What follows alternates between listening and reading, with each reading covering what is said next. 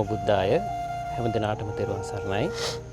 පින්වත්නි, අපි දැන් මේ වැඩ සිටින්නේ ගම්පහ ඇඳුම්ගම මහමෙවුනා භාවනාසුපුවේ ඉදිවිමින් පවතින ශ්‍රී ගෞතම සාරිපුත්ත මහා සෑරජාන් වහන්සේ අභියස.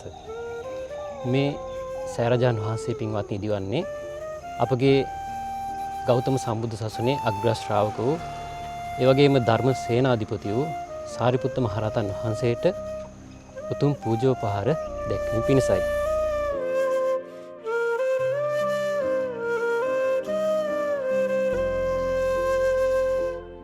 ඉතින් මේ සෑරජාන් වහන්සේගේ ගර්භයේ ඒ වගේම හතරස් කටුවේගේ භාග්‍යතුන් වහන්සේගෙත් ඒ වගේම සාරිපුත්ත මහරහතන් වහන්සේගේ උතුම් රහතන් වහන්සේලාගේ ධාතුන් වහන්සේලා තැන්පත් වෙනවා. ඉතින් මේ සෑරජාන් වහන්සේ ආරම්භයේ පටන් මේ කටයුතු සොයා බැලුවේ අපගේ කොච්චිකඩේ සීවලි ස්වාමීන් වහන්සේ වර්තමානයේ ගම්පහ නැදුම්ගම මහමෙවුනා භාවනාසුපුවේ ගෞරවනීය පින්වත් සංඝෝපස්ථායක ස්වාමීන් වහන්සේ. ඉතින් අපි පින්වත් ස්වාමීන් වහන්සේගෙන් දැනගමු මේ සෑරජාන් වහන්සේ ගැන විස්තර. අවසරයි පින්වත් ස්වාමීන් වහන්සේ, අප කෙරෙහි අනුකම්පාවෙන් සෑරජාන් වහන්සේ ගැන විස්තර. නමෝ බුද්ධාය තෙරුවන් සරණයි.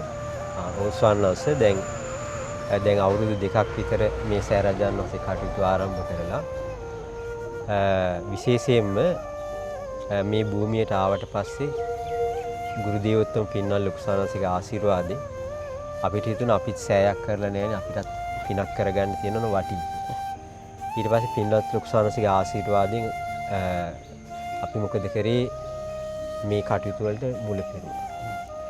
එතකොට ඇයි අපි දැන් මේ සාරිපුත්ත මහරහතන් වහන්සේගේ නාමයේ සංඝ රත්නය අතර මුදුන් මල්කඩ බඳුව වැඩ සිටින්නේ සාරිපුත්ත මහරහතන්. ඒක නිසා මේ සෑරජානන් වහන්සේ තුල සාරිපුත්ත මහරහතන් වහන්සේ පමණක් ධාතුන් වහන්සේලා තැන්පත් වෙන්නේ. හතරස් කොටුවේ තැන්පත් වෙනවා භාග්‍යතුන් වහන්සේගේ ධාතුන් වහන්සේලා දිසා හතර. ඒ වගේම ගර්භයේ තැන්පත් වෙන අග්‍ර ශ්‍රාවකයන් වහන්සේලාගෙත් 80 මහා ශ්‍රාවකයන් වහන්සේලාගේ යම් ප්‍රමාණික ධාතුන් වහන්සේලා. ඒ වගේම තමයි තව ලංකාවාසී මිහිඳු මහරහතන් වහන්සේගේ බොහෝ ධාතුන්. ඉතින් පින්වත්නි, අපිට පින්වත් සීවලි ස්වාමීන් වහන්සේගෙන් විස්තර දැනගන්න හම්බුණා මේ සෑරජාන් වහන්සේ පිළිබඳව. දැන් අපි දැනගමු ඉස්සරහට මේ සෑරජාන් වහන්සේගේ මොන වගේ කටයුතු තියෙන්නේ.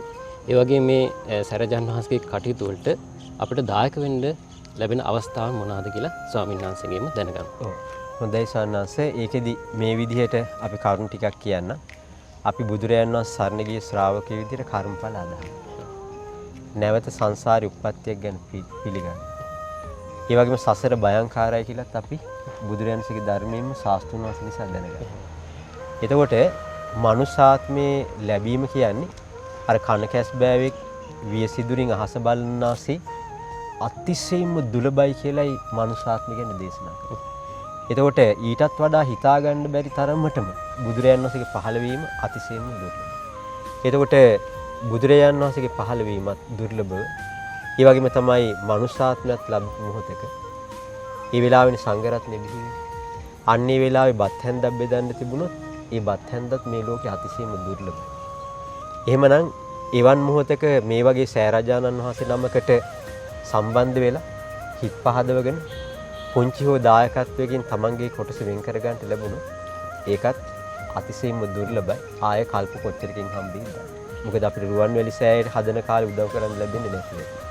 ඒතර මේ සෑරජානන් වහන්සේගේ සෑරජානන් වහන්සේ වටා තියෙන ලස්සන පිළිම ගෙවල් හතරක්. සාරිපුත්ත මහරහතන් වහන්සේගේ පිළිම වහන්සේලා තැන්පත් වෙනවා ඒ පිළිම ගෙවල් වල. ඒවට සම්බන්ධ වෙන්න පුළුවන්. ඒ වගේම තමයි මේ පිළිම ගෙවල් වල උඩ රන් වියන් හැදෙනවා. විශේෂයෙන්ම ඔබට පුළුවන් හොඳම දෙයක් තියෙනවා. සෑ මළුවේ ඔබේ කොටස වෙන් කරගන්න පුළුවන් සෑ මළුවේ අපි ග්‍රැනයිට් ගලක් අතුරනවා වර්ග අඩියක. එතකොට වර්ග අඩි 17500ක් තියෙනවා. ඒතර වර්ග අඩියක් රුපියල් 1000 ගානේ තමයි අපි වෙන් කරන්න හිතන්නේ. එතකොට බීම කොන්ක්‍රීට් කරලා එහෙම අතුරන්න.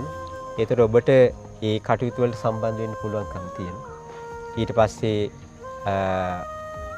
උඩ රිදී ඡත්‍ර හැදෙනවා බුදුරයන් වහන්සේ සෙවන සැලසෙන විදිහට. එතකොට පිත්තලින් උඩ වියන් හැදෙන්නේ නියමිතව තිබෙනවා.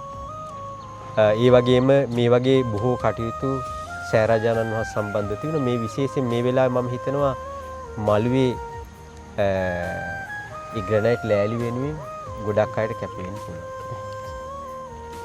දැන් පින්වත්නි අපි දැනගත්තා ස්වාමීන් වහන්සේගෙන් සෑරාජානන් වහන්සේගේ කටයුතු වලට අපිට දායක වෙන්න පුළුවන් ආකාර ගැන. ඉතින් ඔබත් මේ නැදුම්ගමුව මහමෙන්නාව භාවනා අසුපුරට පැමිණෙන්න මේ උතුම් සෑරාජානන් වහන්සේට උපස්ථාන කරන්න, ශ්‍රමයෙන් දායක වෙන්න, ඒ වගේම මුදලින් දායක වෙන්න ඔබට අවස්ථාවන් තියෙනවා. ඒ සියලු කටයුතු වලට ඔබ සම්බන්ධ වෙලා ජීවිතයට පින් රැස් කරගන්න කියලා අපි සියලු දෙනාටම මෙත් සිතින් ආරාධනා කරනවා. හැම දිනාටම තිරුවන් සරණයි. නමෝ බුද්ධාය.